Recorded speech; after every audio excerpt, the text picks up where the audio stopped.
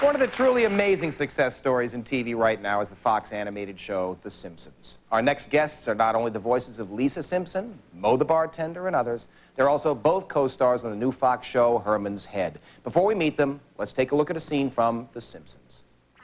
I read a bunch of all kinds. Please give a very warm welcome to Yeardley, Smith, and Hank Azaria. Thank you for being here, guys. I appreciate it. Sure. You're enjoying a great deal of success with both shows. You must be very pleased right now. I'm thrilled. Pleased, yeah. My mom's happy. It's paying the rent? Yeah. Well, which voices do each of you do? I do Lisa Simpson, and that's all. That's it? Yeah. Well, it's good enough. That's enough, yeah. And you do Moe? I do Apu. That was That's Apu, we Apu. just saw, yes. That was Apu, the quickie mart proprietor. And I do Moe the bartender. He gets crank calls from Bart Simpson. And I do Police Chief Wiggum. Police Chief Wiggum, one of the little known, but he's got a lot coming up this season.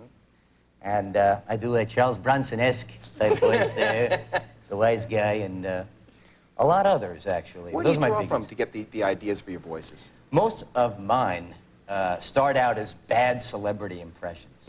Like Moe was a bad Pacino. You know, hey, don't worry, Pop, we'll get there. We'll make the mob work some. And then I just made it gruffer, and there's Moe the bartender. Yeah. And Apu actually was a 7-Eleven guy that I dealt with every day, who was very nasty to me. And I'm kind of blowing my cover here. I offend a lot of racial groups, I think, on the show.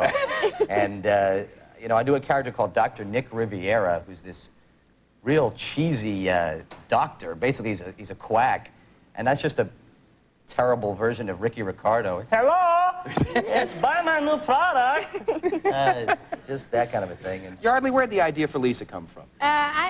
I think I sort of only had two voices in me. When I first actually read for The Simpsons, I read for Bart.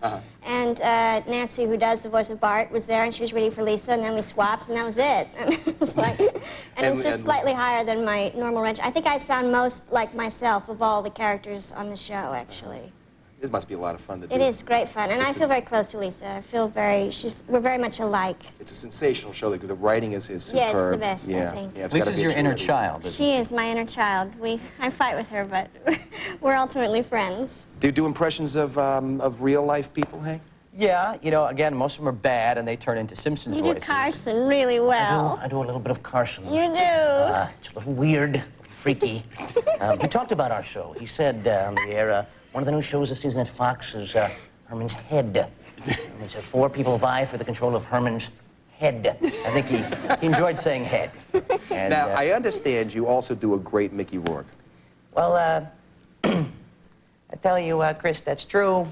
I don't like to bring it out, you know, on such a forum as this, because basically this is a Hollywood phony situation, but... But that's got to be, I mean, Mickey Rourke doesn't have a really very distinctive voice, so it's got to be, those have to be tougher, I would think, imitating somebody. Yes, he's also mostly in the face. You just turn around, just like...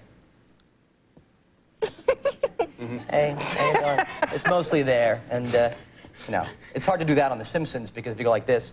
Nobody sees Nobody you. hears it, so... How about Eric Roberts? Give me Eric Roberts. Well, Eric Roberts just talks like this.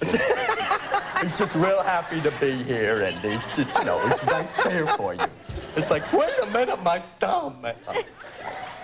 Sorry. Tell us a little bit about Herman's Head. It's a very unusual concept. Well, Herman, four characters vie for control of Herman's head. I'm sorry. That basically is the show. You want to... I'm monopolizing. No. I'm sorry, I'm rambling. Herman's Head is about this guy Herman, and you see the situations in his life that generate the conflicts in his brain. And the 4 aspects of his brain are personified by 4 different actors.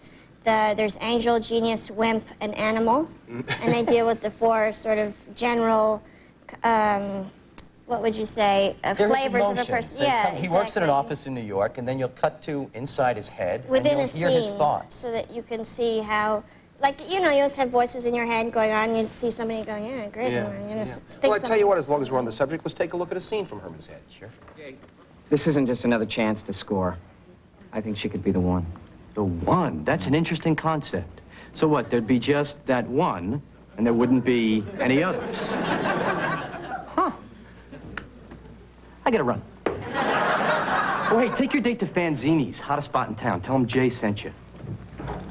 So, Herman, you have a date tonight, huh? That's right. Well, it just so happens someone else in this office has a date tonight. Oh, really? And who might that be, Louise? It's me, Herman, it's me. Well, good for you, Louise. Yeah, the ladies in my Courage to Date workshop fixed me up with this guy from the Courage to Commit workshop. His name is Howard. He's a man, and he's looking for someone. Doesn't he sound perfect, Herman?